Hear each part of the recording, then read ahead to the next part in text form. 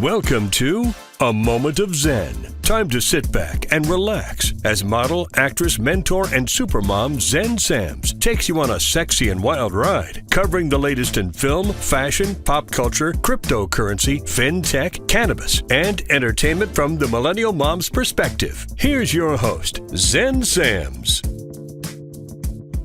Welcome back, New York, tri-state area, and beyond. You're listening to A Moment of Xen right here on 710 WOR, the voice of New York, iHeartRadio. I'm your host, Jenn Simmons, celebrating 6 incredible years on air, and this marks episode 252. I hope you have kicked off 2026 in the best way. Up next on A Moment of Xen, in the 710 WOR Trailblazer of the Month series, we have a powerful standalone feature spotlighting a woman redefining modern breast health. I'm going to be joined by Dr. Jenn Simmons, a former breast cancer surgeon, founder of PerfeQTion Imaging, and one of the leading voices challenging the one-size-fits-all approach to women's breast screening. Tonight's headliner, What Women Aren't Told About Mammograms and the New Era of Breast Health. In our Sculpting the Future series brought to you by Alloclay and Tiger Pharmaceuticals, I'm joined by Dr. Shridharani, Harvard-educated, Johns Hopkins-trained, board-certified plastic surgeon and founder of LUXURGERY right here in New York City. Our headliner tonight is What Patients Want Next, How Natural Adipose-Based Solutions Are Reshaping Aesthetic Medicine. We're going to unpack how patient demand for natural-based approaches, including human fat transfer and tissue-supporting solutions, is changing the new way aesthetic medicine is practiced. In the Heart of Influence series brought to you by Diamond Lake and its subsidiaries, we're unpacking a powerful company profile and partnership at the intersection of consumer brands and regulated digital assets. We're going to be joined by Brian J. Esposito, founder and CEO of Diamond Lake, Kevin Johnston, founder and CEO of Red Stakes Golf, and Ron Kaufman, securities attorney at Diamond Lake, specializing in regulated digital assets. Together, we're breaking down how Red Stakes Golf is solving real gaps in the golf market, how Diamond Lake is helping tokenize the business responsibly, explaining what tokenization actually means, how it works digitally, and how it impacts both a company's bottom line and its consumer community. In our Hydration with Heart series brought to you by Once Upon a Coconut, I'm joined by Rashard Davis, an 8-year NFL veteran, Super Bowl champion with the Philadelphia Eagles, elite pro skills trainer, and mentor to the next generation of athletes. We're chatting life after the league, staying hydrated in body, mind, and purpose. Our conversation is going to explore what happens after the spotlight fades, from identity and mental health to wellness, philanthropy, and mentoring young athletes, and why true hydration today means more than just physical performance. Stay tuned for Rashard Davis coming up in the Hydration with Heart segment brought to you by Once Upon a Coconut. You're listening to A Moment of Xen right here on 710 WOR, the voice of New York, iHeartRadio. We'll be right back after this. A Moment of Xen is brought to you by Tortora Promotions, specializing in white glove digital marketing, social media management, professional videography, and PR services. Based in New York City and partnering with hundreds of businesses nationwide, they deliver proven strategies that bring more customers through the door. If your old marketing methods aren't keeping up, Tortora Promotions can step in to help you stay ahead. Grow your brand and drive real results. Reach out today and follow them on Instagram at Tortora Promotions. Your business deserves it. Welcome back, beautiful tri-state area. You're listening to A Moment of Xen right here on 710 WOR, the voice of New York, iHeartRadio. I'm your host, Jenn Simmons. Welcome back to the Hydration with Heart segment brought to you by Once Upon a Coconut. Today's segment is about something we don't celebrate enough. What happens after the biggest chapter of your life closes? Now, we often glorify peak performance, championships, and success. But research shows that up to 78% of former professional athletes report significant struggles with mental health, identity loss, or emotional regulation within just a few years of retirement. Now, that tells us this isn't about weakness. It's about what happens when structure, routine, and identity suddenly disappear. And that's where hydration, real hydration, becomes more than physical. It becomes mental, emotional, and purpose-driven. Joining me today is Rashard Davis. He's an 8-year NFL veteran, a Super Bowl champion with the 2017 Philadelphia Eagles, and someone who understands elite performance from the inside out. But what makes Rashard's story powerful is what came after the league. Today, he's an elite pro skills trainer, developing athletes from youth to the pros, a creative entrepreneur connecting brands and athletes through storytelling, and the founder of A Hours, that's 1,000 hours, Connected, a philosophy rooted in discipline, mastery, and intentional connection. Rashard, welcome to the show, superstar. Thank you. I appreciate you for having me. Okay, I'm so excited to chat with you about life after the NFL. So let's go back to basics here. Neurologically, the brain thrives on structure and predictability, right? So when that disappears, especially after years of high performance conditioning, the nervous system often goes into survival mode. This is why post-career transitions can feel destabilizing even for the strongest athletes. So when your NFL career ended, what was the biggest mental or, say, emotional shift you had to make to move forward and stay grounded? I think for me, it was just about that structure piece, keeping myself disciplined, keeping myself on a schedule. You find yourself with all this free time and this free space. You have resources, to maneuver or do what you would like. So you just have to keep yourself disciplined, like I said. And I think that was a big piece of it. I think for me, I had a couple of juggles throughout my career, so it wasn't something that was fairly new to me.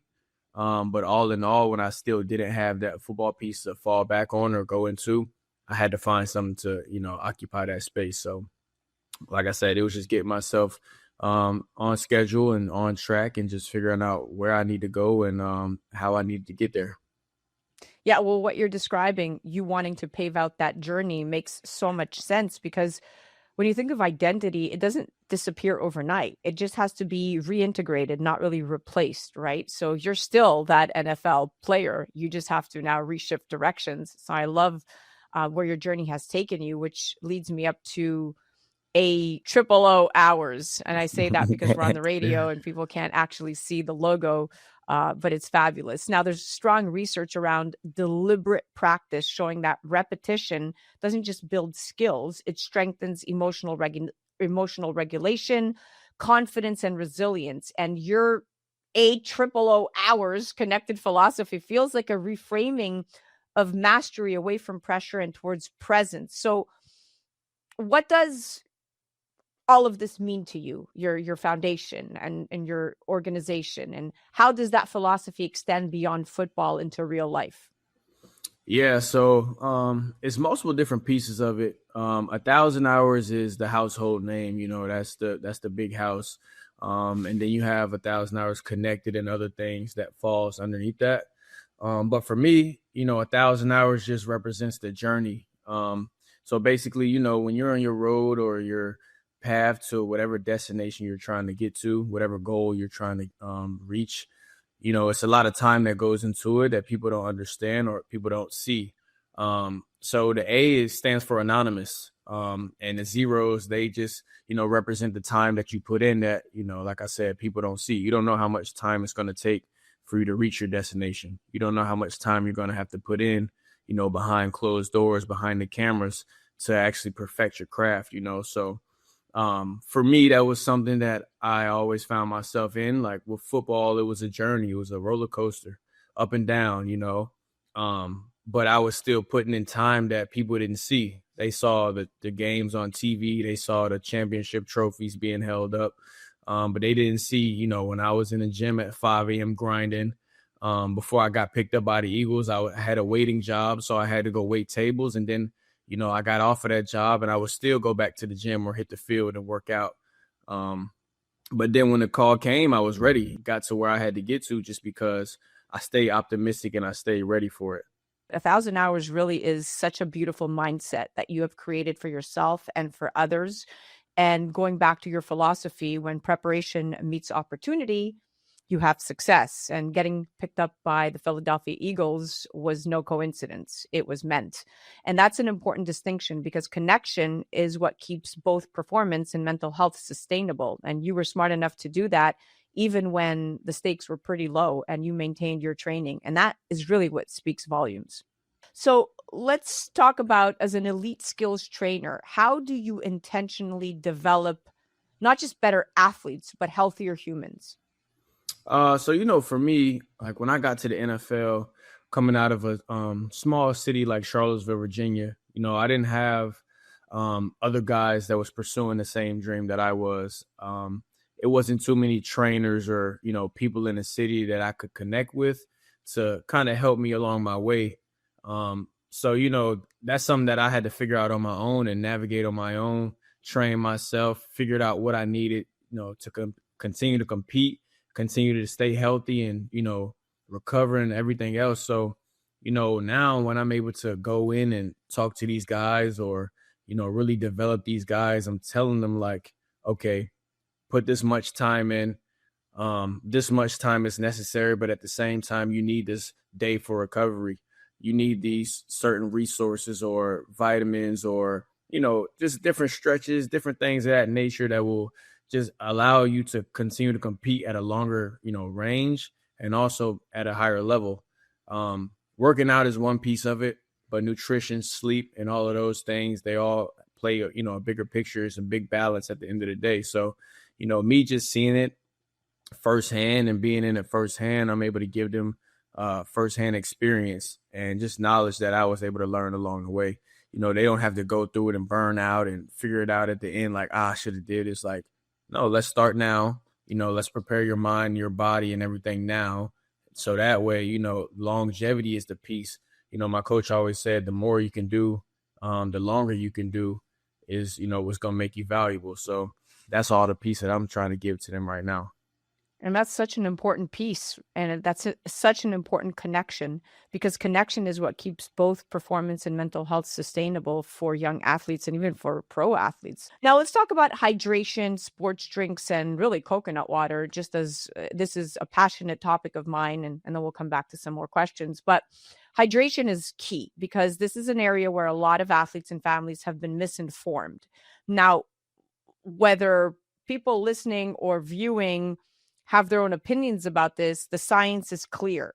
Most traditional sports drinks rely heavily on added sugars, on artificial dyes, and chemical stabilizers, which can actually spike blood sugar and actually work against sustained hydration and mental clarity. And we have research backing this up that even mild dehydration or sugar crashes impair focus, mood, and emotional regulation. So when we talk about coconut water, particularly clean options like Once Upon a Coconut that naturally contain electrolytes like potassium and magnesium without artificial colors or unnecessary additives, that supports dehydration and hydration in a way that aligns with how the body actually functions, for me is one of the most incredible offerings you can give to somebody who's looking to rehydrate. So how do you think about hydration today? And why does choosing natural hydration like coconut water versus Gatorade matter for both physical performance and mental clarity? You know, for me, like I've always been a guy that's had my own natural energy, you know, so I never kind of ran to the energy drinks or things of that nature to help me. But you know, when you're in these peak performance places, you know, football is a sport where you're exhausting yourself all the time trying to practice or train or play in a game. You need things that's going to hydrate you far more than just regular water. You know, as I've did my own research, nothing like crazy deep, but like, you know, when you really study water, like the actual water that we drink or get from the stores, it doesn't really do too much for the body. It doesn't really, you know, replenish us or hydrate us as much as we may think. And another thing is, you know, going on a journey, like you come across all of these different coconut brands and different water brands that promote kind of the same thing. But at the end of the day, everyone isn't doing the same work to make sure that you, like you said, you're getting the proper nutrients and things of that nature to really nourish the body. And I've had, since being in Tampa, you know, I've had a lot of coconuts, just raw coconuts, just getting that juice. And I was introduced to Once Upon a Coconut last year, actually. And I had one of the drinks and instantly, like, you could just taste the pureness in it. You could taste, like, you know, it's very clean. It's very refreshing. You don't get jitters from it. You know, it's nothing that makes the body crash or anything. And it tastes very natural. Like when I had it, it wasn't syrupy. Right. And mind you, you know, guys listening, I'm saying all these things and it may sound like an ad, but I'm just talking from, you know, personal experience. I'm a big fan of Once Upon a Coconut in particular, actually. The blueberry flavor is actually my favorite. But right. I got it. But it's one of those things that you could tell that whoever built it out, like whoever had the idea from the beginning, they, took their time, they did their research. That's an important reset, right? Because hydration isn't about intensity. It's about clean, consistent nourishment, like you said, just like mental health is. Things that are clean and consistent, those really resonate. Now, let's talk about a viral, relatable moment. Everyone has had one of those, right? Where if you shared this with the world, people would be like, what? Not him. So one of the hardest moments for high performers isn't failure. It's the resilience after success when no one is telling you who you are anymore, right? Mhm. So what was that quiet, real moment when you realized you couldn't keep operating the same way for whatever it was? And what did that moment teach you about yourself? I think for me, I kind of just had to like really look at or take a step back and look at my journey in a sense and just look at my life as a whole. I've always been somebody that's, you know, provided or serviced other people. And, that was something that I always got fulfillment out of. That's why I think, the training was an easy, natural piece for me. And even with the training, like I don't do anything special, I'll say, or anything to retain parents or kids, other than just being myself and just being the natural person trying to teach and, give back like I was able to learn from the vets. But, you realize like, or not you realize, but I just had to realize like, it's a reason why parents, love my training sessions, or kids always want to come back and, train again. And you just gotta, see it for what it is. Like, I have all these passions and I want to do so many things, but I'm like, all right, I gotta, focus on one thing, and not necessarily one thing, but just focus on one area, and really double down on that. And I think for me, it was just focusing on that training aspect or that connecting piece. One thing that I'm actually building right now, that I haven't really came out publicized was just with 1,000 Hours Connected, building my own agency out where I'm really, allowing these kids from high school or college, just connecting them with my connections that I made throughout the time when I played with, and just being an advocate for them in different ways. So, it was just that piece of not necessarily being selfish. I don't think I was ever selfish, but just understanding like I came from a big family. I have a big heart. I've always treated people with respect and gratitude for a reason, and just using that same energy and pushing it towards something that can grow and that can develop and become its own little house. So really focusing on putting my energy in those baskets and, put my eggs in those baskets and trying to just basically grow, develop, and flourish some of these younger kids out here. Now, the bigger picture, right? You just kind of talked about this next chapter in your life, but sustainable success really comes from nourishment, right? So physically, mentally, and emotionally, when you're nourishing yourself, when you're refilling your own cup. You talked about servicing others and being everybody else's backbone and provider, but refilling your own cup is very important. And that's the most important part. So in this chapter of your life, 2026, what does staying fully hydrated mean to you in your body, your mind, and your purpose? I think it means, just doing everything I need to do to make sure I can be the person I need to be to continue to push others forward. Like I was talking about previously, making sure I'm doing the proper research, or making sure I'm nourishing my body with the proper coconut water or food, or getting the right amount of sleep, or, just taking the proper steps. So that way, when I am in this light, or when I am in front of these kids and their parents are trusting me, trusting my vision, that I'm not steering them in the right direction. Absolutely. That's all it is at the end of the day. I think it's just making sure you're who you want to be and who you say you are. So that way you can push them in the right direction and guide them in the right way. We are at the end of our date, my dear friend. Thank you so much for coming on. I appreciate you. Thank you. That was the Hydration with Heart segment brought to you by Once Upon a Coconut, because real hydration supports real performance way long after the game ends.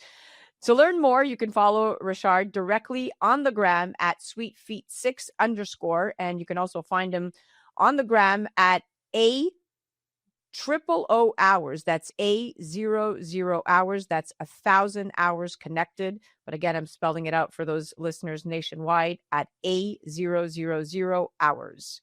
Until next time, keep your body, your mind, and your heart fully hydrated. You're listening to A Moment of Zen right here on 710 WOR, the voice of New York, iHeartRadio. This was the Hydration with Heart segment brought to you by Once Upon a Coconut. We'll be right back after this. A Moment of Zen is brought to you by Once Upon a Coconut. Discover the refreshing taste of 100% pure coconut water that actually tastes great. Naturally sweet with no artificial flavors or added sugar. It's packed with electrolytes to keep you hydrated throughout your day. And with 10% of profits going to charity, every sip makes a difference. Pure taste, pure goodness. Experience nature's Gatorade. Visit Once Upon a Coconut or naturesgatorade.com. Welcome back, New York tri-state area and beyond. You're listening to A Moment of Zen right here on 710 WOR, the voice of New York, iHeartRadio. I'm your host, Zen Sams. And tonight's segment is a standalone feature. It's our 710 WOR Trailblazer of the Month, spotlighting a woman who didn't just challenge the system. She stepped outside of it to build something even better. Now, I want every woman listening to lean in for this one, because breast health is one of the few areas in modern medicine where compliance has quietly been mistaken for consent. Here's the truth most women have never given full consent around. Nearly half of women over 40 have dense breast tissue, and dense tissue both masks cancer on imaging and increases cancer risk itself. Yet mammography remains the default recommendation, often without meaningful discussion of limitations, alternatives, or cumulative exposure. On imaging, dense tissue, calcifications, and tumors all appear white, which means cancers can literally hide in plain sight. Add breast implants, which millions of women worldwide now have, and screening becomes even more complex, requiring additional views, more compression, and higher callback rates. And almost no one talks about what happens over time. Repeated imaging, repeated compression, repeated exposure. Radiation is not inert, and compression is not neutral, and the breast is not static tissue. Which brings me to today's topic: what women aren't told about mammograms and the new era of breast health. Dr. Jenn Simmons is a former breast cancer surgeon who spent years inside the traditional system before walking away when she realized modern medicine was far better at treating disease than preventing it. She's the founder of PerfeQTion Imaging, a radiation-free, compression-free breast imaging center designed specifically for women with dense breasts and implants.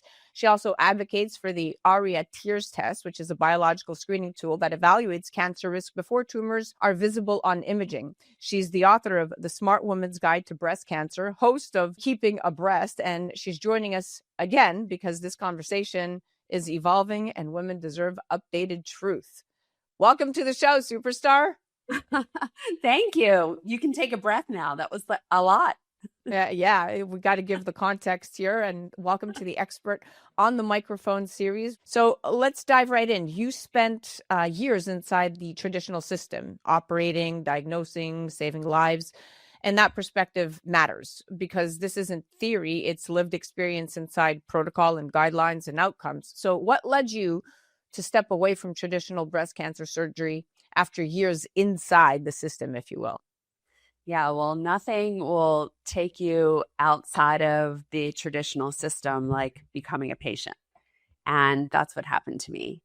And after 16 years of practice, where I was telling women every day that, you know, they had cancer and they needed surgery and chemo and radiation, I sat as the recipient of those words. And when those words are coming at you, you need surgery, you need chemotherapy, you need radiation, though the explanations that I was offering to my patients were just not acceptable to me, right? So when I was asked why and told that it's multifactorial and there's nothing that you could have done to change it, that was not a sufficient answer when it was about me. And it was my opportunity to really see medicine, disease, healing, health, treatment from a completely different perspective. Because unfortunately, in conventional medicine, we're not taught about health. We are not a healthcare system. We're a sick care system, right? Yeah. And we are really taught to recognize a constellation of symptoms, give it a name, give it a diagnosis, and prescribe either a medicine or a procedure or something along those lines. But nowhere are we taught about health. And it was really my first time with that realization. And I know that all challenges are put in front of us for a reason. And my reason was so that I could see this perspective. Wow, talk about coming full circle. And then Yes. that distinction is so important, what you just recounted, because this wasn't about rejecting medicine. It was about recognizing that protocol doesn't always equal progress. And especially when breast cancer remains the most commonly diagnosed cancer in women worldwide, despite decades of expanded screening. This brings me to the next question. So let's talk about the tool most women are told to rely on, mammography, and where the cracks in the system begin. So nearly 40 to 50% of women have dense breast tissue. I'm one of them. And in those women, studies show mammograms can miss up to 30 to 50% of cancers.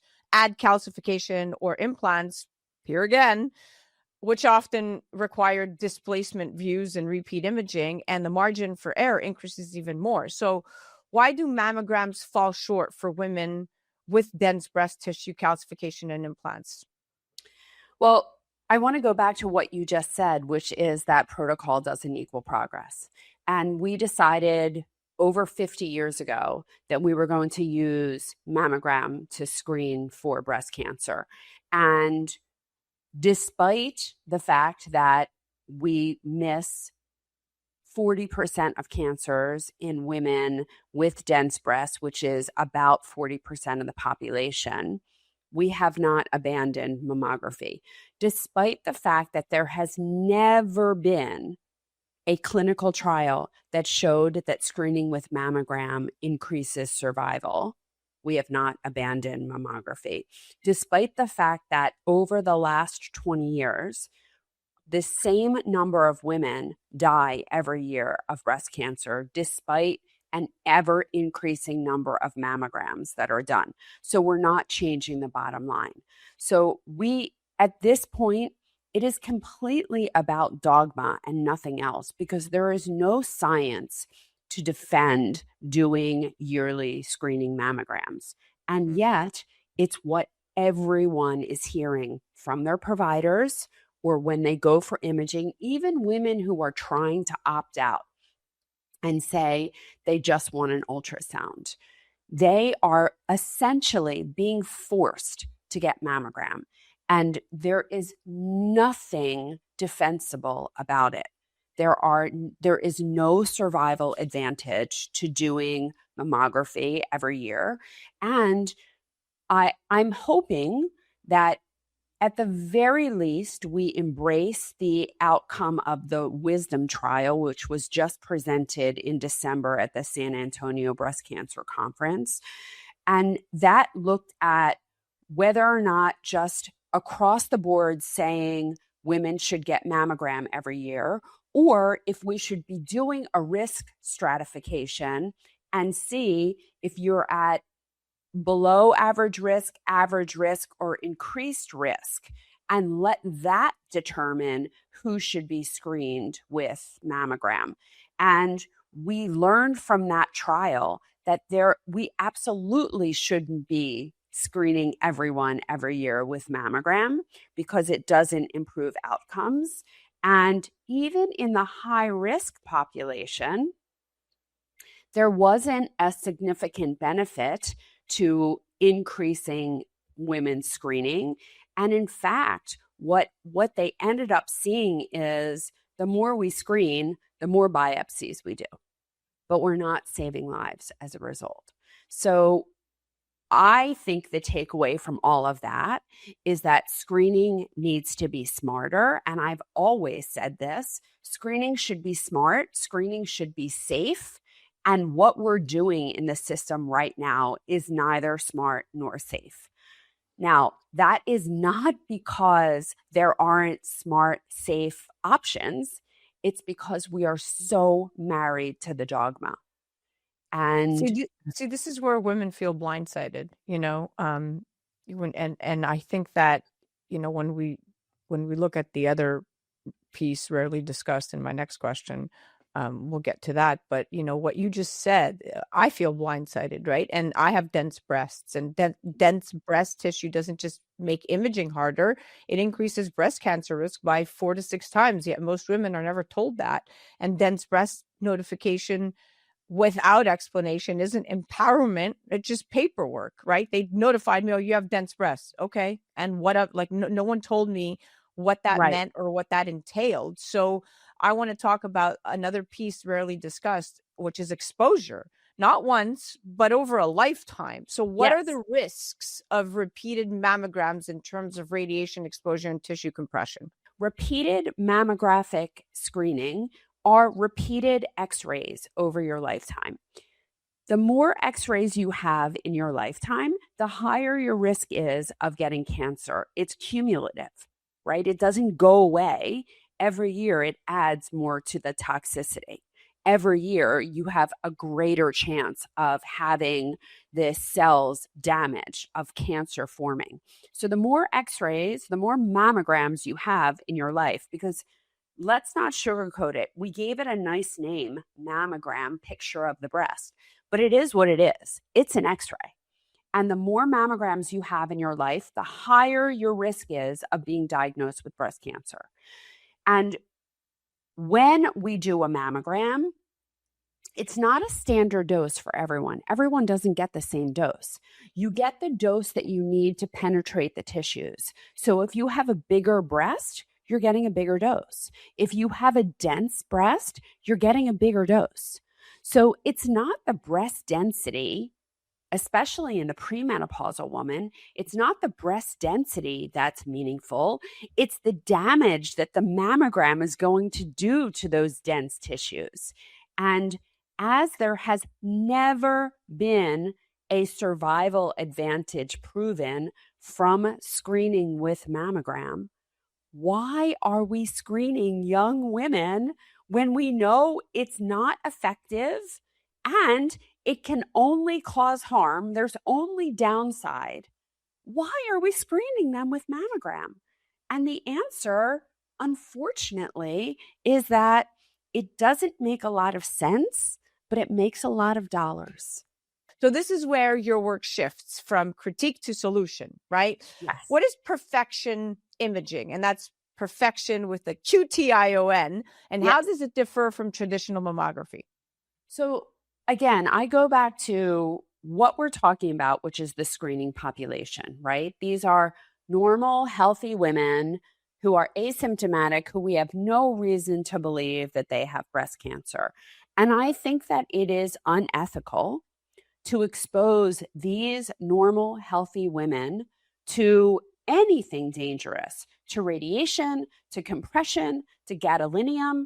Why should we ever have any risk associated with a screening program? It just doesn't make sense, right? And so my screening paradigm involves 3 things, and this is what we're doing at PerfeQTion Imaging.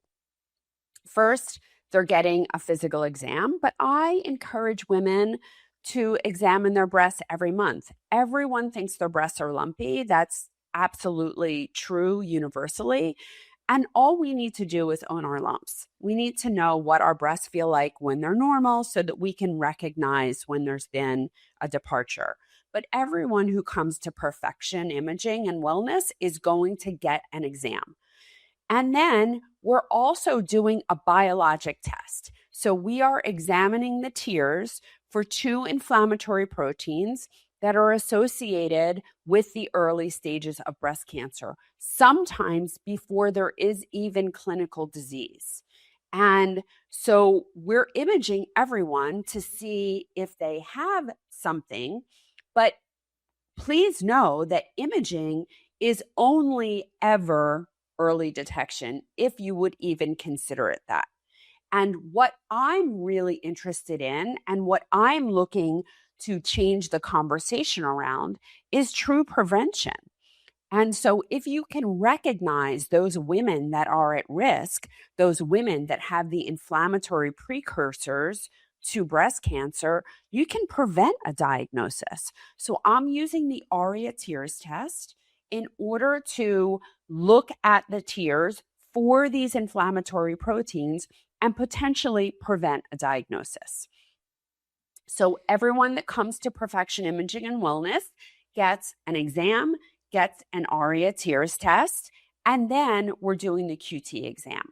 So the QT is a sound wave exam transmitted through a warm water bath that creates a true 3D reconstruction of the breast without pain, without compression, and without radiation. So in what feels like a spa day for your breast, in a truly beautiful experience that honors a woman, you get comprehensive breast cancer screening and an opportunity to actually prevent breast cancer. Wow, this truly is evolution in real time, Dr. Simmons. I is. mean, It high is. resolution, ultrasound-based 3D imaging that allows clinicians to see through dense breasts without radiation or compression is really Yes. proprietary Organolineal. and sustainable. And for women stuck in years of callbacks and biopsies and anxiety loops, that clarity is not just diagnostic, it's life-changing. It is. It is. And this is protocol with progress. Yeah, without a doubt. So I want to talk about the ARIA tears test. So you also advocate for understanding risk before disease becomes structural. You just said that you're all about prevention. Yes. So what is the ARIA tears test from a science perspective, and why is biological risk detection before tumors form so important? It has a 93% sensitivity for breast cancer, meaning that if you have breast cancer, this is going to detect it 93% of the time. And it has a 58% specificity. Now, what the specificity is, it means that if you don't have the disease, the test is negative and agrees that you don't have the disease, which means that 42% of the time, people are going to get a clinically significant result on the ARIA tears test and not have physical evidence of breast cancer on their screen, on their QT scan, right? And so people see that as a false positive. And it would be if it was measuring for breast cancer, but it's not. It's measuring for inflammation. It's measuring for two inflammatory proteins, the S100A8 and S100A9 proteins. And these are fairly common inflammatory proteins that are seen in other disease states for sure. But when they are both elevated to critical levels, this is highly correlative and predictive of breast cancer. And what that is opportunity. This is your opportunity to prevent a diagnosis. And that's why I developed my prevention program, which is available to everyone at JennSimmonsMD.com. Yeah, that's what true prevention looks like by actually evaluating molecular and inflammatory biomarkers. I mean, we're listening years earlier, before tumors form, before invasive treatment becomes necessary, is what you're saying. That's not fringe science. What we should be doing? Yes. Right? Isn't that what we should be doing? That's where modern medicine should be at right now. Yes. And so if you are doing that, but then going and radiating your breast tissue every year, you are just adding more inflammation into your system. Counterproductive. So it's totally counterproductive. I mean, it's really good for the system, but really bad for you. right? And so, yeah, women's health simply hasn't caught up yet, or I mean, they're not allowing it to catch up, but that's why we have trailblazers like you. So, Dr. Jenn, so many women feel caught between doing what they're told and trusting what their body is telling them. What does empowered, informed breast health look like for women today? I always say that breast health is health, and the same things that are going to give you healthy breasts are going to give you a healthy brain, a healthy heart, healthy gut, healthy joints, healthy bones, healthy skin, healthy muscles, healthy libido, healthy mood, healthy everything. And that health is a journey. So it's not as if you get to that healthy place and then you go back to doing what you were doing before. And unfortunately, our medical providers, and I'm not singling out doctors, I'm talking about providers across the board, their medical education that they're getting was written 20 and 30 years ago and has not changed. And we are living in a very different world now than we were living in then. Right. So your provider is probably giving you very old and inappropriate advice. And so not that, I don't want to put pressure on people necessarily, but the patient is the doctor of the future, and no one is going to know you better than you know yourself. And if something sounds wrong to you, it's probably because it is wrong. And we cannot cater to the dogma anymore. This isn't about making your doctor happy. It's not about helping your provider check a box. You should do what you feel is right for you. And most women in this day and age know that putting your breast under 20, 30, 40, 50 pounds of compression and getting radiation is not doing anything to forward your health. And that message is everything. Empowered doesn't mean rejecting medicine, to your point. It means participating in it, but actually participating and asking better questions and understanding that one-size-fits-all screening doesn't fit every woman, and recognizing, to your point, that informed women don't destabilize systems, they improve them. They do. And the system will only improve when we demand that it improves. Correct. And I think as women stepping into our power, we have to do that. This is what we are charged with. And, historically, from the Bible times on, it's been women that have made these major, major shifts along the way. And all of those, memes that behind every man is a powerful woman, it's so true. And especially in the medical arena, women control medicine. They absolutely do. And we have to step into that power, use our voices, use our innate intelligence, and demand better. There you go.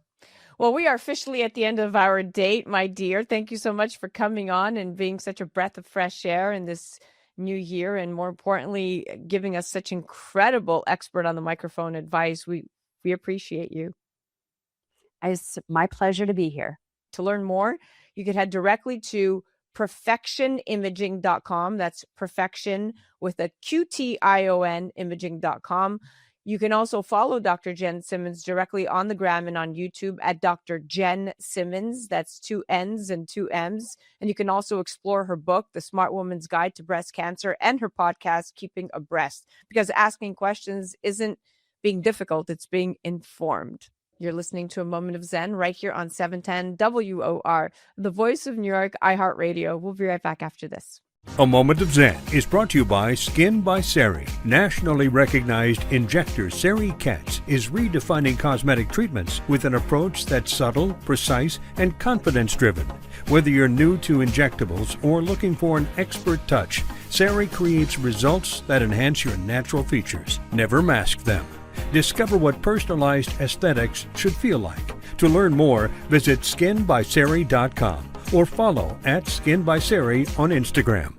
Welcome back, beautiful tri-state area and beyond. You're listening to A Moment of Zen right here on 710 WOR, the voice of New York, iHeartRadio. I'm your host, Zen Sams. In our Brain Blueprint Express segment brought to you by the Malillo Centers, we'll hear directly from Carrie Rascala, the mother of a 9-year-old son with nonverbal autism. She's going to share how the Malillo Method home program changed her son's life. We started doing the Malillo Method home program about 10 weeks ago. And from the moment we started, we had never seen gains in anything that we had done. And we have done it all. We have gone from Australia for FMT. We had done Sunrise program. We have done cranial sacral, any kind of home program there is out there. And I was always really big in nutrition, and just everyone else around us would be having results and gains. And I'm like, why not us? And in January, we found a podcast with Dr. Malillo, and that podcast spoke to me. And I've talked to so many other moms who have said the same thing. So we got on the phone right away and made an appointment for our one-on-one intensive, and came down a couple weeks later. And the experience with Dr. Malillo was like no other. The staff is incredible. Speaking with Dr. Malillo, it was like speaking to a friend. I've spoke to a lot of doctors in the past, and there was always this huge ego where they don't listen to you. You leave the doctor's office not being seen or heard, and they don't know anything about your son, and they make up these things about your kid, and you're like, I know my son. But when I spoke with Dr. Malillo, he knew my son inside and out. Going home after our one-on-one intensive, starting the program has been amazing. I have done the exercises with my son and watched him grow daily.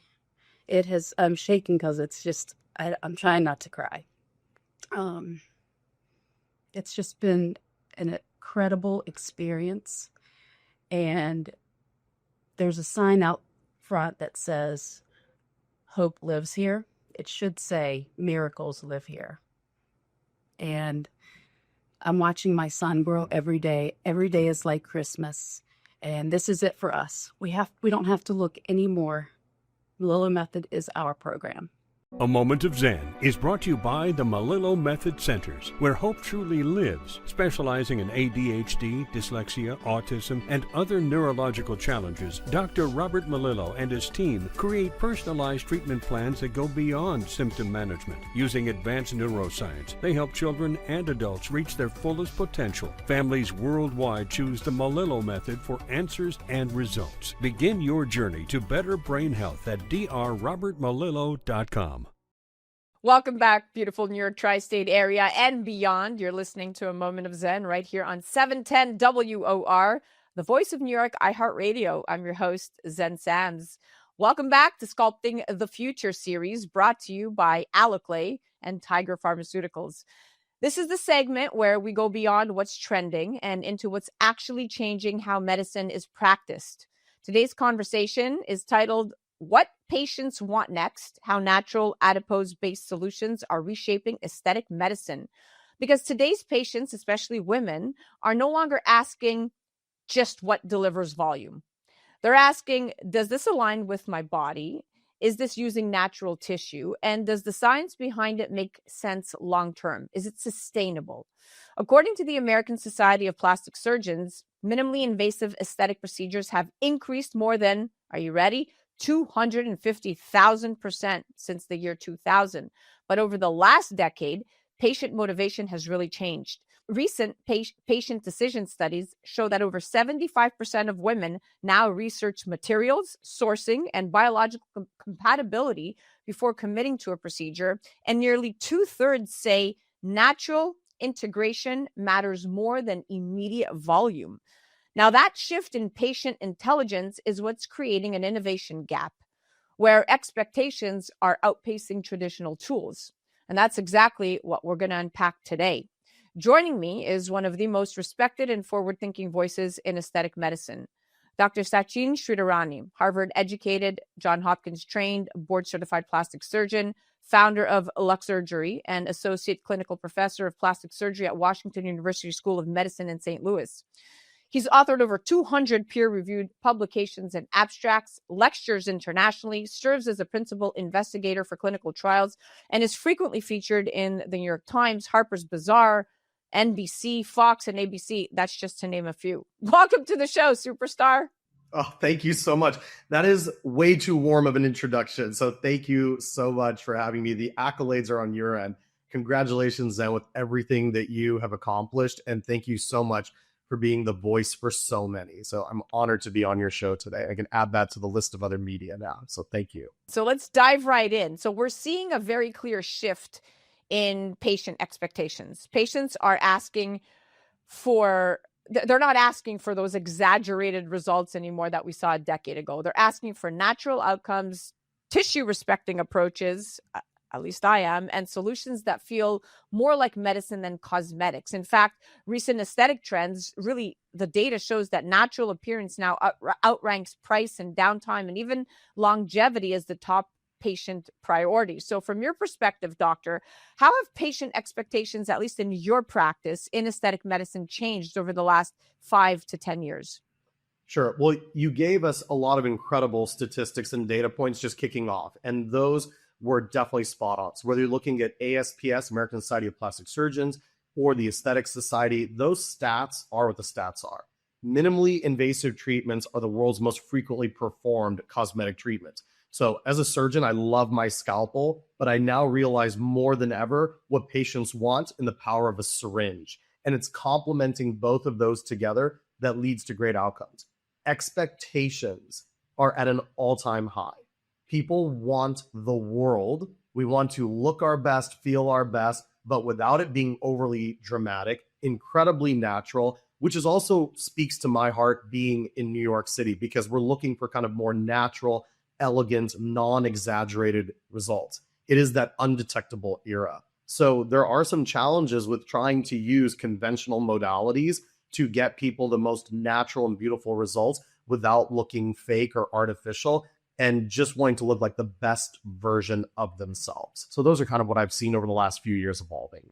Definitely the tri-state area has woken up, and what you said really mirrors what women are demanding across the board: less artificial intervention and more biological alignment. So let's talk about why science and transparency matter more. So another change I've noticed, both as a host and as a patient, is that women want to understand what's actually being used. And according to patient trust research, transparency around materials and processing nearly doubles patients' confidence, especially in elective procedures. So why do you think today's patients are far more focused on understanding that safety and sourcing and the clinical rationale than ever before? Sure. Well, I think there's a few things. First of all, information is more accessible than it's ever been. So you can find a lot of summaries or things like that, whether it's AI being integrated with, whether it's something like ChatGPT or using some of the other different sources that are collating medical information. And then not only taking that medical information, but distilling it down to something that's easy for people to understand. You don't have to read tons of scientific journal articles to get a synopsis, because AI will do that for you. So firstly, Dr. Google, so to speak, Dr. ChatGPT can give you a lot of information answers. I think the second main driving force for that is that we've seen a lot of things eventually come out with, whether it's foreign materials, whether it's breast implants, there can be truth to it, there can be confusion around it. There's so many different elements of the synthetic meshes causing a problem. This medication 10 years later causing a problem. So with more of that information being available, patients are now more conscientious prior to treatment about having a very clear path forward and understanding as to what we're injecting or placing in them, which I applaud patients for wanting to be more part of that partnership. And that transparency right there changes the entire relationship. It turns patient into partners, right? Not just consumers. Now let's talk about what alloclay is. So let's talk specifically about this, because this is where clarity really matters. And according to alloclay, their website, it's a natural donor-derived adipose tissue product designed to provide structure and support, not synthetic volume. I am a patient. I can attest to this. I did my research. I was very, very impressed. It's processed through a 5-step purification process that removes DNA and cellular debris, and it leaves behind a very clean adipose tissue structure intended to integrate more naturally with the body. That made me feel very comfortable. So that was another check mark. And it's not a traditional synthetic filler. It's not an implant. So can you explain in latent terms what alloclay is, how the purification process matters clinically, and why this type of natural adipose-based solution is resonating with patients? Sure thing. So we've got a lot to distill down here, which is great. So let's talk about what that process looks like. So first of all, as you just said, what is alloclay? Okay, so for everyone out there, alloclay is an off-the-shelf product that is 60% intact fat cells, 40% extracellular matrix. That extracellular matrix is something that helps support the fat that's being injected and also your own host tissue that will then integrate and allow for that tissue to what we call revascularize, or for the blood flow to grow into it, which is what we want, so we can avoid horrible things like fat necrosis or other problems that could occur. That fat is gifted in kind tissue. So that's right, it's cadaveric fat. Now, before people get like weirded out or grossed out, we use bone graft from cadavers, cartilage graft from donors. We use obviously organs. We use tendon grafts for ACL or Achilles repairs. We use live blood products, of course, to support people. So this is just the world's first time that we've had intact fat cells to be able to augment an area. We can basically inject this anywhere below the clavicle, so below the collarbone. This is not meant for the face or neck.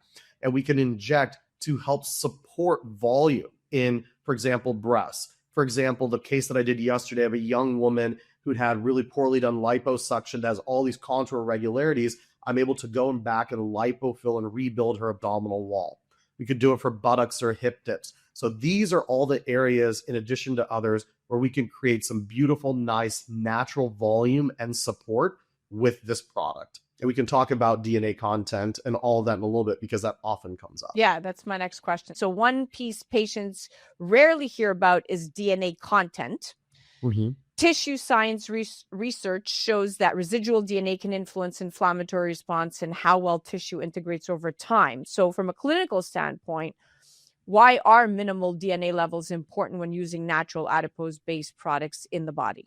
Sure. Well, anytime we take a tissue product, and if you were to transplant it, like a solid organ transplant, or if you were to use a tissue graft, like if I'm doing a rhinoplasty and someone needs a little more structural support and we don't have enough cartilage in the ear, or we don't have enough cartilage in the rib, or don't want to make a scar on the chest or the rib cage, we can use off-the-shelf like cadaveric cartilage grafts. This is not uncommon, and patients, of course, are informed. Now, the thing is you want to make sure that there's not that much or any DNA content in the tissue, because that's going to promote an inflammatory or a substantial immune response, right? When you do solid organ transplant, you have to put people on lifelong immunosuppression so they don't reject the tissue, because you can't do certain things to a solid organ that you can do to a tissue graft to decrease the DNA content. We don't want to transmit someone's DNA into you. We want to just use the tissue product with the least amount of content we can. So the interesting thing about alloclay is with the fat cells, we are well below the threshold that the FDA deems safe for a certain amount of DNA content to be in the tissue. And that goes through this incredible sort of proprietary process of cell washing. So the cells are washed, people are screened to make sure they don't have communicable diseases when they've donated their bodies to science. These tissue grafts then can be used and harvested, go through this incredible proprietary scientific process to sterilize the fat and also leach out substantial amount of DNA content, so we're not transferring that and creating a profound immune response. So not meaning to be lengthy in my words, but we're trying to distill down years of science into a couple of minutes, but that's kind of how that works. Well, that's a great explanation. And that's the kind of explanation and education patients deserve, especially when we're talking about long-term outcomes, not just immediate results. Thank you. Yeah. Now, let's chat about the patient experience. So I want to pause here and speak briefly as a patient. So in September, we were just talking about this backstage. I personally underwent the breast procedure using Alaclay performed by Dr. Zeidler. This was, like we've been saying, not traditional fat grafting. This was a human fat transfer using adipose tissue, for those listening, supported by what we've been talking about by Alaclay's adipose matrix technology. And that was really designed to provide the structure that I currently have in a way that felt aligned with my body. And it was very well thought out and roadmapped by Dr. Zeidler. But what mattered most to me wasn't just the aesthetic result. It was understanding the science behind the approach and trusting the process. So why are more women choosing adipose-based human fat transfer solutions like this over the more traditional options? Sure. So the more traditional option is going to be a typical fat transfer. So let's kind of talk through what the difference is between the two. And then, of course, answer your really important question, which is the why. Why are we doing that? So firstly, traditional fat transfer, meaning a non-implant based solution, for example, with the breast, is going to require a two-part process in one surgery. So done at the same time, we do liposuction, the world's most frequently performed cosmetic surgical procedure, extract the fat from stubborn areas, my arms, my hip dips, my calves, my flanks, whatever it is, the tummy, whatever it is that bothers someone, we can remove that fat, contour the person, then take that fat, distill it down while the patient is asleep, and then re-inject it. And that's a traditional fat transfer. It's a great procedure. That's provided you have enough fat to give. So that's where we're going to get to the why. Absolutely. Whereas Alaclay, you skip the whole liposuction part and get right into just the fat transfers to be done in a minimally invasive way, whether it's with a little bit of sedation or completely awake under local anesthesia. But the why. So why do we care about that? First of all, a lot of individuals don't necessarily have enough fat to support the outcome they want or don't want to have it. You're a very athletic, petite, thin female. Trying to liposuction you would only increase the risk of complications and problems. Contour irregularities, creating more issues or scar, not getting enough fat anyways, why subject you to that? But up until this product, meaning Alaclay, we haven't had the ability to do it. We don't have anything to offer someone. So the why is very important, number one. So thin patients who don't have a lot of fat. Secondly, patients that may have some fullness or volume but don't want to have liposuction and are just looking for a little bit more volume or to correct a hip dip. You don't have to have a major procedure. Third, GLP-1s have changed the whole game. These are your Mounjaros, your Zepbounds, your Wegovy's, Ozempics. Patients lose volume. So think about, they lose fat, they lose weight, but they also lose volume. So think about the tummy like a balloon. The skin of your tummy is like the rubber of a balloon. And the air filling the balloon is like, dare I say the F word, fat filling the skin. So when we take a lot of air out of a balloon or a lot of fat out of the skin, it can collapse just like the rubber would. Now, the only thing that's going to make that look good is cutting out the skin and doing like a tummy tuck. Patients may not want that. So there's so many patients that could benefit from volume restoration without volume extraction. We want the addition, not the subtraction, for a host of reasons. And that alignment right there between biology and outcome is exactly what today's patient is in fact searching for. So thank you for that explanation. It was exactly what we were looking for. Now let's chat about the category evolution, because this really truly is its own category. So every major evolution in aesthetic medicine has come from rethinking materials, not just techniques. So how does Alaclay compare to past category shifting innovations you've seen in your career? That's an excellent question and really well said, Zen, because you cover so much innovation from all of your various series. So it was no surprise that you were going to talk about how this is changing things. It's evolved in its own category because we've never had an off-the-shelf sterile fat product that's preserved mixed with the extracellular matrix. We have products that are only ECM, extracellular matrix, but we've never had fat with it. So we get structure, we get support, we get intact fat cells to give people that immediate wow and plump effect. Oh, and on top of that, it doesn't come in a 1 cc syringe. The indication is for the areas below the clavicle. Everything that we've been doing is for the face and neck. So now we have a solution in something that I've coined that term, I love calling it surgery in a syringe, right? That's what we literally get to do, is it comes in a syringe, and we get to do a surgical type outcome without major surgery. And that is a new category. And the most meaningful innovation it usually doesn't shout. It just quietly raises the standard, just like Aloclay has done. Yeah, 100%. I mean, a lot of patients are coming in for it, and it doesn't need to be loud. It doesn't need to be all over the map. But what it does is it's meeting the needs of so many people that otherwise are not good candidates for traditional modalities. Yeah, it's definitely solving a problem in the marketplace. And that's when you know that something has legs, sustainability and longevity, and really a very, very nice roadmap. Really fair.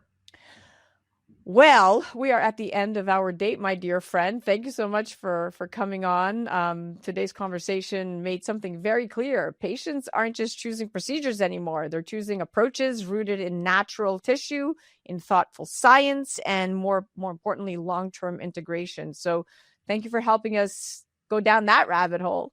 Yeah, perfect. And it went all too fast. So thank you for asking such insightful questions.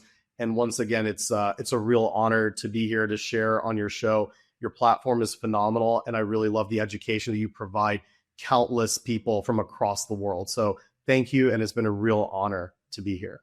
And to visit more, you can go to LUXURGERY.com. That's LUXURGERY.com. And you can follow Dr. Shridharani on Instagram at Sachin, SACHIN, Shridharani, MD. To learn more about today's segment sponsor, you can head directly to Aloclay.com, and you can follow them directly on the gram at Aloclay. And as always, this has been A Moment of Xen. I'm your host, Zen Sams. This was Sculpting the Future segment, brought to you by Tiger and Aloclay, where expertise meets experience and informed women make empowered choices.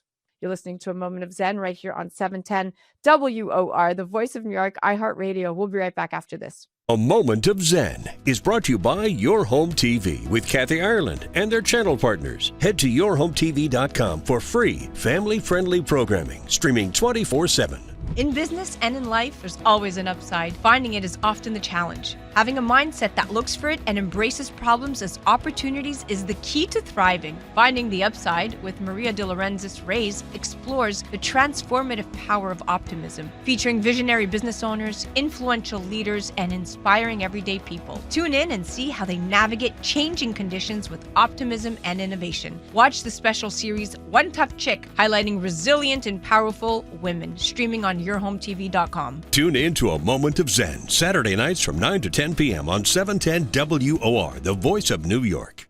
Welcome back, beautiful tri-state area and beyond. You're listening to A Moment of Zen right here on 710 WOR, the voice of New York, iHeartRadio. I'm your host, Zen Sams. Tonight, we're stepping into the heart of influence, brought to you by Diamond Lake and its subsidiaries, where innovation meets execution and where modern companies are being built the right way for the future. Because the world, tokenization is everywhere right now, but very few people are actually explaining what it means for a real business, for real consumers, and long-term sustainability. So tonight, we're doing exactly that through the lens of a company that's emerging, disruptive, and community-driven. Red Stakes Golf isn't just another golf brand. It's a modern lifestyle company solving real gaps in the golf market. Culture, accessibility, and engagement. And now, through a new partnership with Diamond Lake, it's entering its next phase, tokenization within the regulated crypto market. So tonight, this is not speculation. This is education. This is infrastructure. And this is how real-world brands evolve. I'm joined by three incredible voices guiding this conversation. Brian J. Esposito, founder and CEO of Diamond Lake. Kevin Johnston, founder and CEO of Red Stakes Golf. Ron Kaufman, securities attorney specializing in regulated digital assets. We're going from golf to tokenization and how Red Stakes is building a disruptive, sustainable business for the next generation. A company profile right now is going to take us, and we're going to see how Diamond Lake is helping tokenize the business, what tokenization actually means and how it works digitally, and more importantly, how it impacts both the company's bottom line and its consumer community. Gentlemen, welcome to the show, superstars. Thanks for having us. Thanks for having us. Great to be here. So excited to have you all. Brian, I'm going to start with you. You have evaluated countless companies across consumer goods, infrastructure, and emerging tech. But you don't tokenize idea. You tokenize operating businesses with fundamentals. So when you first looked at Red Stakes Golf, What stood out to you and why did it make sense as a company to tokenize? Absolutely. Great questions. And well, always in my career, and especially with the culture and philosophy that we have at Diamond Lake, is the people, first and foremost, the management, the founders, and in this case, this incredible gentleman. Can we align on how do you build a business? How do you do it ethically with integrity and morals and values and everything that we preach and stand by?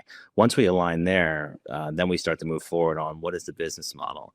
And can we add value traditionally? Because we don't just want to partner with companies and walk them through the proper tokenization procedure. We want to also ensure that we're doing everything we can as a partner with this company to protect the value of that token in the market and to support the business around that token in the market. So everything since our first conversation, we aligned on the relationships that we have at Diamond Lake, the access that we have at Diamond Lake to support Red Stakes Golf growth, and then properly guiding them through the regulated environment on getting a token properly in the market that can support the offering. And that distinction right there is so important because this isn't about chasing trends, right? It's about recognizing when a business already has brand equity and customer loyalty and, more importantly, scalability, and then modernizing how it grows. So I love that you just translated that so seamlessly, which brings me to Kevin. So Kevin, let's ground this in the business itself. Golf is a massive industry, but it's also been slow to evolve culturally, without a doubt. So from your side, what problem were you seeing in the golf market that led you to build Red Stakes Golf, and how does your model solve it differently? Yeah, thanks for having us. We're super excited to be able to communicate what we're all about in our partnership with Diamond Lakes. We always use the word stuck in all our meetings. What's the stuck, either operationally or strategically? So what's the stuck in the golf industry? It's always been time, money, and access, right? It's typically been a higher net worth individual. It takes a long time to play, and people don't get access to the courses around the country that they should have. With what the growth curve looks like. So we've solved that stuck. We've built really, really intuitive technology, a really dynamic platform that gives people access to golf in a very time-consuming situation that isn't out there in the marketplace today. So you can play a round of golf in our simulator in 45 minutes.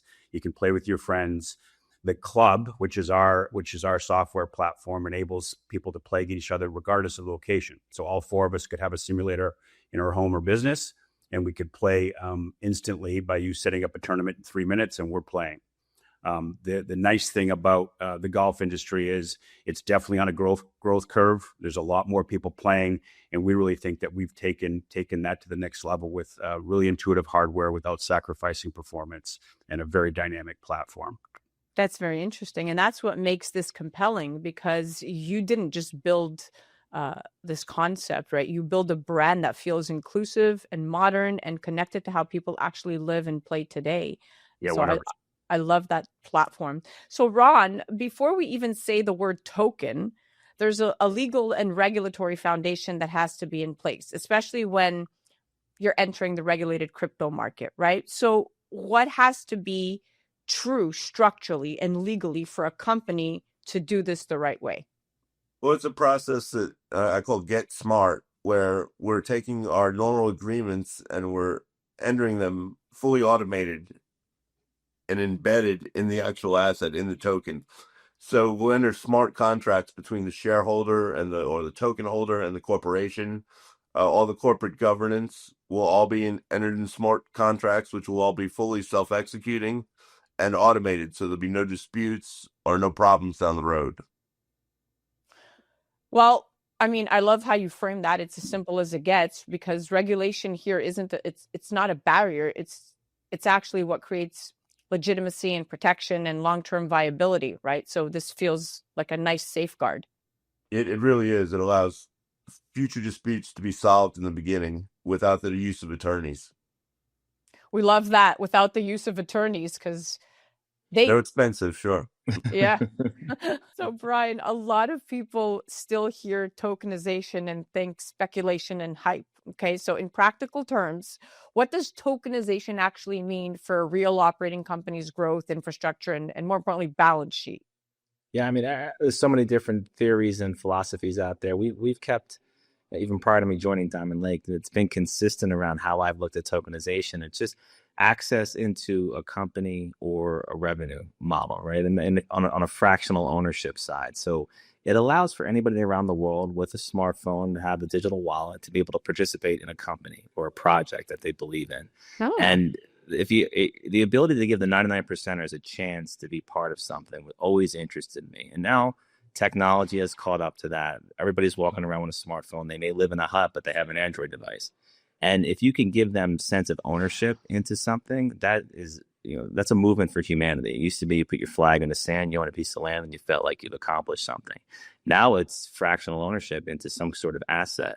So I believe our Diamond Lake model, and that's also one of the reasons why I love Red Stakes, is that they're giving access to what was a very affluent sport, whether it's time or cost, to be able to participate in. And what has been created here is the ability to give anybody access to be able to even enjoy that wonderful, wonderful game. And if you combine that with tokenization, where you give anybody access to actually have some sort of ownership in that game or in that revenue model, really interests us. And it's in line with our entire thesis of who we are as a company.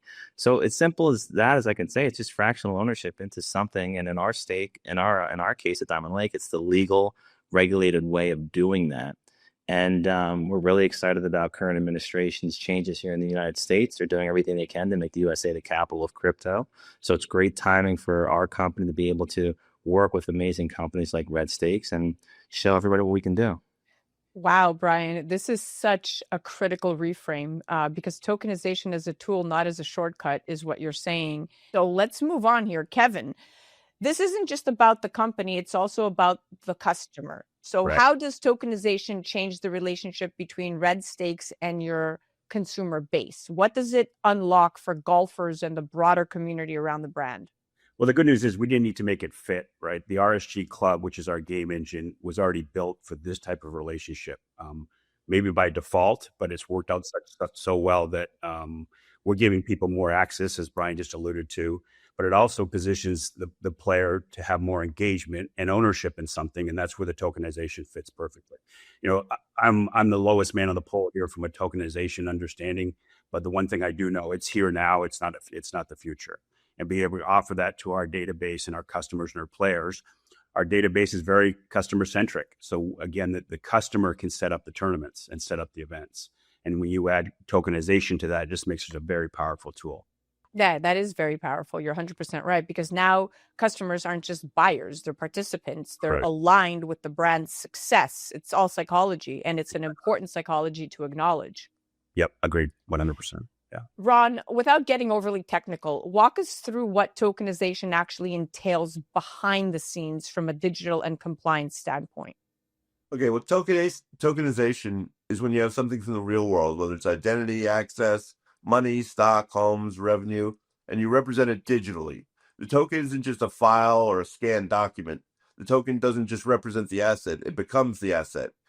With built-in, fully automated oversight, tokenization rewrites our financial system, and it's limited only by our imagination. Wow. Okay. I love your answers. It's straight to the point. It's like, this isn't just flipping a switch, and what you just said is like as simple as it gets. The clarity matters so much because it really just reinforces that this is a process, not a gamble. And that process is what protects everyone involved, is basically what you're saying. Correct. So, Brian, Diamond Lake isn't doing this in isolation, right? You've built an ecosystem focused on modernizing real businesses. How does the Red Stakes partnership fit into your broader strategy around regulated digital assets and real world tokenization? Well, we strongly believe there'll be a massive movement in sports, TV, film, entertainment in tokenization, right? What's nice about a sporting atmosphere like Red Stakes is that there's already a community there. So you have fans of the sport and you have participants of the sport, whether amateur or professional. And then when you start to it eliminates a lot of what would typically need marketing dollars and brand awareness dollars to try to get interest into something like a startup or a new venture. You already have millions of people playing this sport, and Red Stakes Golf has best in breed technology and simulators to be able to experience that, right? So when you have an audience base like that's craving for advancements in technology, you can really hit on something. And we saw this movement happen extremely fast during COVID. all the IP owners in sports, whether it's professional sports, team owners, stadium owners, they're sitting there saying, we're not making any money. We need to pour a lot of money into technology. And that's when you saw incredible movements happening at lightning speed. So when it comes to what we're doing here, especially with Red Stakes Golf and the different model that we've always had with tokenization is typically you put something out in the market as a token and you just have a marketing machine behind it and hoping somebody pays more for it than the last person paid. To me, that's Bitcoin, right? I'm not the Bitcoin guy. I think that's a big hype machine. I'm very grateful for it because it allows everything that's happening today in tokenization. But when you put a token towards a real business like Red Stakes Golf or a real asset like a building, a hotel, a music catalog, a TV and film catalog, it's you have control over the business and what it can output as far as earnings and profitability. When you tokenize something like that and you have a real seasoned management team that really spent a lot of time and experience on properly building that company and protecting the margins and growing it correctly and having fiduciary duties around it, and you tokenize something like that, you would expect you have some loyalty around that token because it's earning for that token holder. And I don't care about liquidity like a typical trader would. If you have something that people want and want to hold and they cherish, then we don't worry about liquidity. We don't worry about somebody else hoping that they pay more for than the last ticket price. So that's our model, and that's why it's extremely important that we partner with amazing leaders like Kevin here and companies that we know that we can help support their growth and hopefully their profitability. Wow. And that's how you future-proof businesses, right, Brian? By building frameworks that can be repeated reasonably and responsibly, not just one-off experiments. So I love this model because it's very sustainable. So Kevin, as a CEO, capital is one thing, but scale and loyalty and sustainability are a whole other conversation. What excites you most about this next phase for Red Stakes beyond funding? So what excites us about the future? It's that ecosystem, right? So we've done a nice job as a small company to position an ecosystem of customers and players that are really engaged in what's going on with the platform. You combine that with all the exciting brands that we work with: Michelob Ultra, Costco, Golden Tea, Super Stroke, some really front leading companies in their own space, that they can advertise inside of the software. They can hold their own events inside their software. There's just a real strong opportunity just to continue to scale the way that business has been structured, how we've structured the game engine. The one thing that's also close to our heart is the charities. So charities can play a significant piece in this as well. We work with the Folds of Honor. We obviously work with the Ellis Foundation for Autism. Both Ron and I have autistic children. So there's just a really massive opportunity to build an ecosystem that means something. Wow. This is really hitting very close to home, your business model and even the importance that you put on giving back. I mean, that long vision is everything, because this isn't really just about a moment. It's about building something that lasts. Right. That is correct. Ron, you work with companies every day that are curious about tokenization, but hesitant, let's just put it. What are the biggest misconceptions you see, and what mistakes does regulation actually prevent? Well, I think the biggest mistakes are that it's somehow unregulated, or that it's the Wild West of securities markets. Anything could be further from the truth. In fact, it's highly regulated, and everything's actually built into the smart contracts. So as it's a security token, we'd be comparing it to stock. With regular stock, you require spreadsheets, ledgers, accountants, lawyers, intermediaries, permissions, waivers, and it's all painfully slow, and it's an expensive process. With tokens, everything's built into the smart contracts. It's built into the asset itself. So it's a fully automated system. You cut out all these middlemen and all these expenses. It's a lot more efficient, and it's a lot faster. That's an important reality, the efficiency and the speed, because the right structure doesn't slow growth, right? It protects it. It absolutely protects it, and it makes it more efficient. I love this narrative.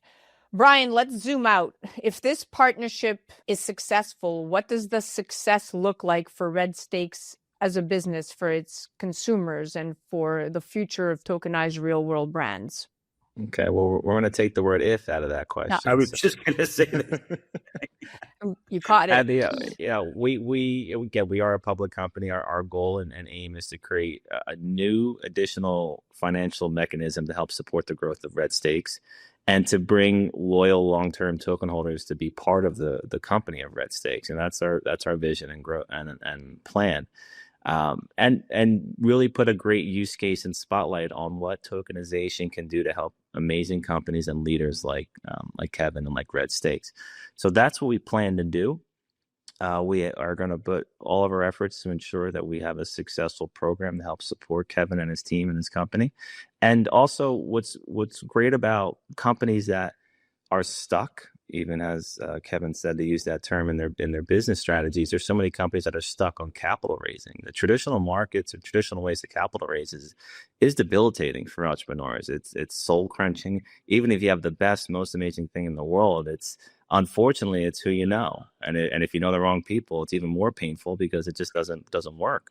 So in this market, properly adding tokenization, like a lot of companies have added AI into their narrative just to try to piggyback people pouring money into it.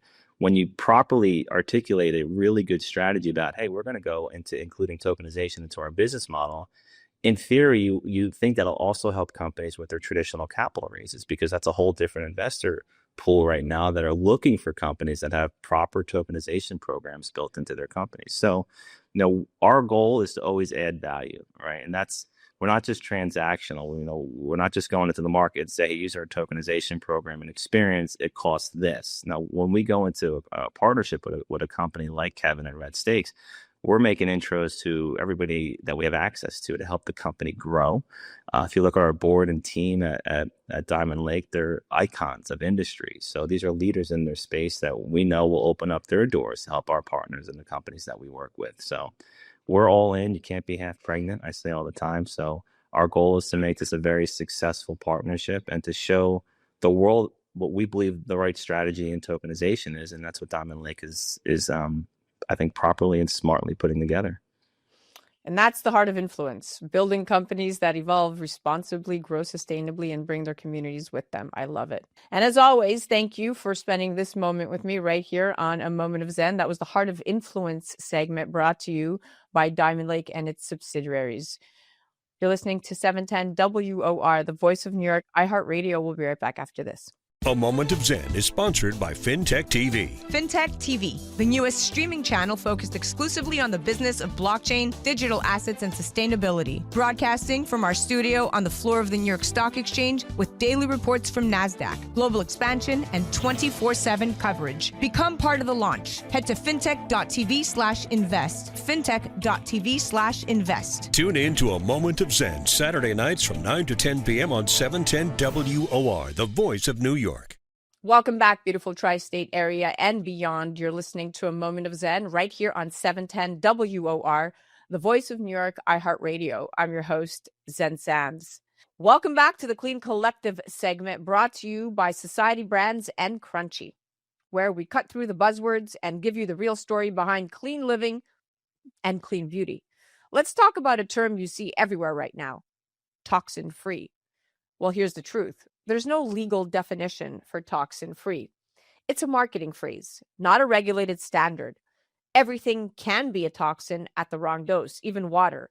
So when brands say toxin-free, the better question isn't what aren't you claiming, it's what are you excluding and why.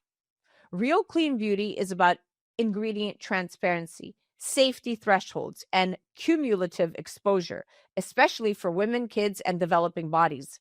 Studies show that women use an average of 12 personal care products a day, expose themselves to over 160 unique chemical ingredients, many of which have never been tested for long-term low-dose exposure together.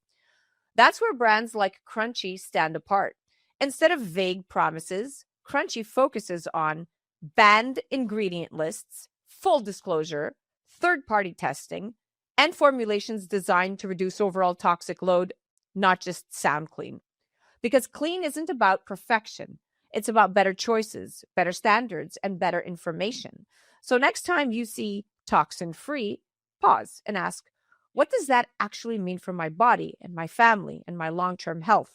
That's the Clean Collective Express segment brought to you by Crunchy and Society Brands, where clean is defined by facts, not fear. You're listening to A Moment of Zen right here on 710 WOR, the voice of New York, iHeartRadio. We'll be right back after this. A Moment of Zen is brought to you by Cleanomic. Cleanomic zip bags are certified compostable. They break down into nutrient-rich fertilizer that nourishes the earth. They're BPA-free, so no harmful chemicals leak into your food. Available in snack, sandwich, quart, and gallon sizes. They ship straight to your door. No more store runs. Plus, get free trash bags for life with the subscription. Protect your food and health from hidden microplastic particles by heading to cleanomic.com today. Well, that's a wrap, my dear friends. We are at the end of our date. Thank you for listening to A Moment of Zen right here on 710 WOR, the voice of New York, iHeartRadio. I'm your host, Zen Sams. Remember to join me right here on A Moment of Zen every Saturday, and you can head directly to amomentofzen.com for live listening links and episode downloads in your city. And also remember that we're live on Traverse TV Sundays at 1 p.m. Eastern. That's our over-the-air partner. YouTube Sundays at 2 p.m. Eastern, where we stream digitally and most easily accessible. Of course, all of our episodes of A Moment of Zen are available directly on your home TV streaming platform. That's family-friendly, worldwide, free programming to you. You could head directly to mox.yourhometv.com. Thank you for listening to us. It's been an absolute pleasure being your host. Thanks again to all of our partners and sponsors that continue to make the show possible. And remember that happiness is the only thing that multiplies when you share it. We'll be back next week.